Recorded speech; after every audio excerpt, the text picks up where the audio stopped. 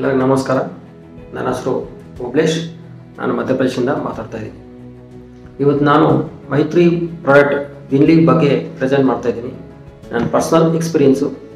ಹೋದ ವರ್ಷ ನನಗೆ ಅಬ್ಡಮನ್ ಪೇಯ್ನ್ ಅಂತ ನಾನು ಡಾಕ್ಟ್ರಿಗೆ ವಿಸಿಟ್ ಮಾಡಿದೆ. ಅವರು ಎಲ್ಲ ಟೆಸ್ಟ್ ಮಾಡಿ ಸ್ಕ್ಯಾನಿಂಗು ಏನೋ ಟೆಸ್ಟ್ ಮಾಡಿ ಲಾಸ್ಟ್ಗೆ ನಿಮಗೆ ಫ್ಯಾಟಿ ಲಿವರ್ 2 ಇದೆ ಅಂತ ಪ್ರಿಸ್ಕ್ರೈಬ್ ಇನ್ಫಾರ್ಮ್ ಮಾಡಿದ್ರು. ಸೊ ಅದ್ರಿಗೆ ಈಕ್ವಲ್ ಆಗಿ ಅವರು ಟ್ಯಾಬ್ಲೆಟ್ಸು ಸಿರಪ್ಪು ಏನೋ ಪ್ರಿಸ್ಕ್ರೈಬ್ ಮಾಡಿದ್ರು. ಸೊ ನಾನು ರೆಗ್ಯುಲರಾಗಿ ಯೂಸ್ ಮಾಡ್ತಾಯಿದ್ದೆ.